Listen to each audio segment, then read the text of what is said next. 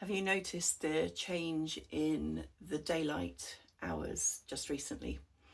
I have. I've noticed that the evenings are becoming shorter and that it's darker in the morning when I get up and go for a swim. And as autumn approaches, I've noticed that some of my clients and people in my life are beginning to get potentially a little bit anxious about the winter months. And this led me to think about something called seasonal affective disorder, also known as SAD. And I wanted to talk about it and raise some awareness around it.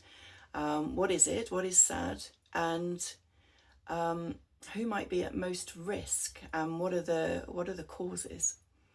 So, according to the NHS and Mind UK, seasonal affective disorder is a type of depression that follows a pattern, and it's tied into the changes of the seasons. And it's most commonly experienced during the autumn and winter months when the daylight hours are less and the clocks go back, which we will be approaching as we move towards October. So I think it's something that's potentially not really understood, and it affects a fair few people worldwide. So the symptoms, the most common symptoms, according to Mind UK and the NHS, are a persistent low mood and sadness, fatigue and oversleeping and difficulty in concentrating, social withdrawal, feelings of hopelessness, a loss of interest in usual activities, feeling anxious, feeling angry or agitated, and in very severe cases, suicidal thoughts. So the causes of SAD aren't clear, but according to the NHS and Mind UK, it's likely that a range of different things will contribute towards it, and it varies between people. They also mention that SAD is not just something that affects people in autumn, winter. It can actually affect people during the spring and the summer. It can happen in any season. And that really probably won't be very understood, but there are a few people. It's not as common as winter sadness, but it does happen. So there are many reasons that contribute towards people experiencing SAD. The research that has been done suggests that there are some people that need more natural daylight than others. So the people that need more exposure to natural daylight will potentially develop SAD during the winter months. And there are biological factors as well as environmental factors. The National Institute of Mental Health says that SAD is tied into the circadian rhythm disruption. So when there's less daylight, this disrupts the body's internal clock. And this all affects our sleep, our mood, and regulation of energy. The second biological factor is melatonin overproduction. So as the darkness increases, the melatonin production in our body also increases, and this can lead to fatigue and lethargy. And the third biological factor is the serotonin imbalance that people experience in their body with less daylight. Sunlight boosts serotonin, which is a neurotransmitter that helps to regulate our mood and energy. And when there's less daylight exposure, it lowers our mood stabilizing activity, which is what serotonin does.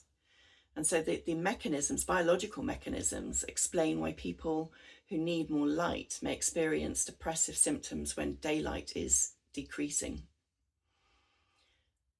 The environmental causes or triggers are believed to be that the shorter days are the problem, limited daylight, But this is also something that will affect us very subtly. Perhaps you're getting up when it's dark and going to work in the dark, and then the daylight pops up, but maybe it's just continually grey. And maybe you're in an office with not very much daylight coming in. Even when it's grey, there's a little bit of daylight coming in, which will boost your serotonin production.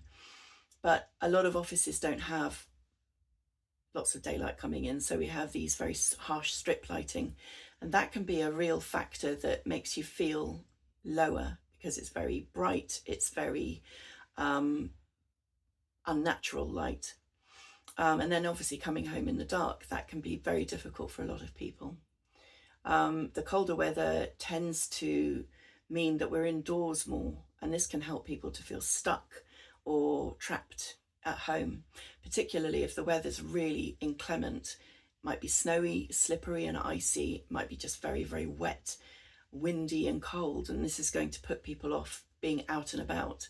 So mums with children, they're not going to meet up as much because the weather isn't good, and they're not going to be able to go to the parks and run around as much. There are lots of issues when it comes to the environmental factor.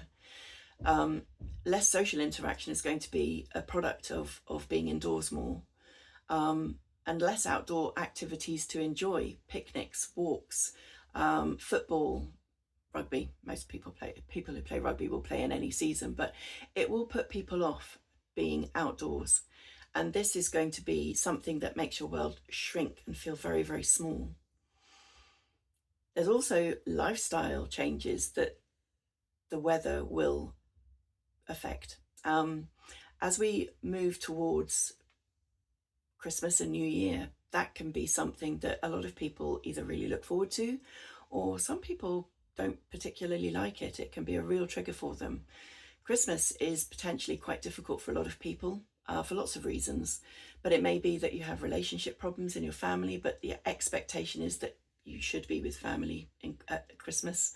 It's also, New Year can bring on a lot of different feelings for people. Some people really like it. It's a sign of a new year, new beginnings, and for some people it's very challenging for lots of reasons.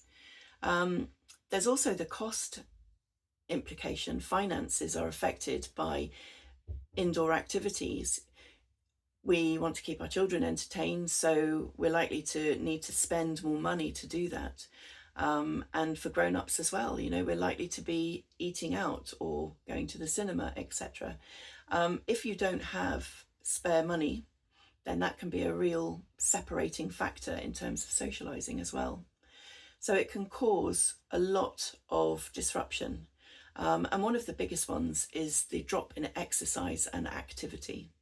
And exercise is known to be a real mood stabilizer. So the winter months can make us feel like we don't want to move as much, and yet we still really need to. So that's what causes SAD, and that's what the research that's been done suggests.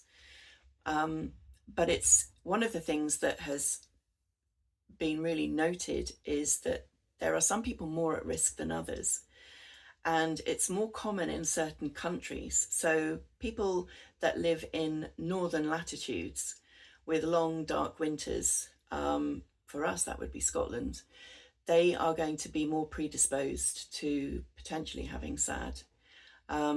Countries where there are greater changes in the weather and daylight hours during different seasons will potentially have a demographic of people who are more prone to SAD. And this also includes, out of all of the countries listed, it includes England and Wales. So in this country, we are more prone to experiencing SAD. People with a family history of depression or SAD, they are more likely to have those problems. And people with a high baseline sensitivity to light or seasonal changes will be affected by the decrease in daylight. So it's something that it's difficult to potentially understand.